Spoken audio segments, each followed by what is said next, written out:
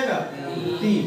हम इस प्रकार से निकालते हैं शून्यकों का योग अल्फा प्लस बीटा इसको लगना ही है बराबर -b/a और शून्यकों का योग दिया था हमें -3 तो -3 लिख दिए बटे में कुछ नहीं था तो 1 तुलना करना है a का मान 1 और माइनस से माइनस कट गया तो b का मान 3। अब दूसरा सूत्र लिखते हैं तो पहला है शून्यकों का योगफल और दूसरा सूत्र है शून्यकों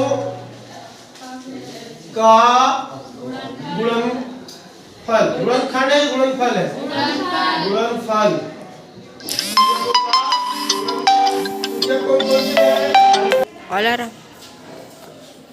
बंद हो गए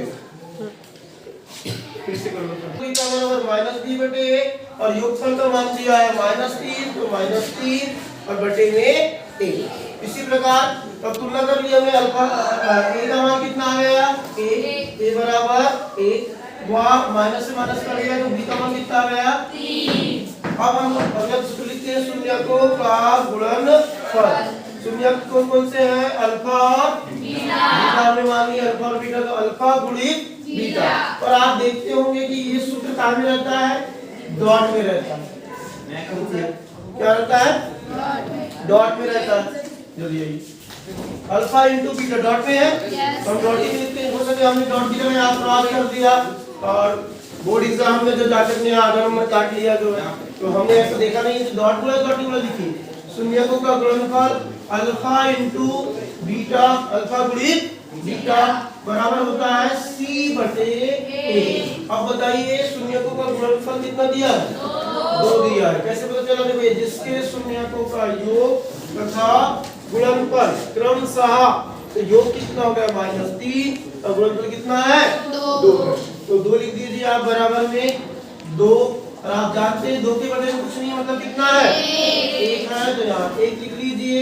अब तुलना करिए फिर से और कहा फिर तुलना कर रहे हैं तो a का मान कितना आ रहा है a बराबर 1 और c का मान कितना है 2 तो c बराबर 2। अब हम यहाँ लिखेंगे द्विघात बहुपद। द्विघात बहुपद क्या द्विघात बहुपद का मानक रूप ax का वर्ग प्लस bx प्लस c में a b व c के मान रखने पर द्विघात बहुपद x का वर्ग धन bx धन c में a b और c के मान रखने पर। चलो रखते हैं a b c के मान जो है कैसे रखेंगे देखो a लिखा है आप a का मान दोनों जगह देखिए यहाँ भी a का मान कितना है 1 है और यहाँ भी a का मान कितना है 1 है तो आप a की जगह में रख देंगे 1 x का वर्ग है तो x का वर्ग धन की धन। अब b लिखा है तो b का मान कितना आ रहा है 3 तो अब b की जगह में 3 डाल दीजिए 3 और x की x धन की धन। c का मान बोल रहा है तो c का मान कितना है 2 आप यहाँ 2 लिख दीजिए।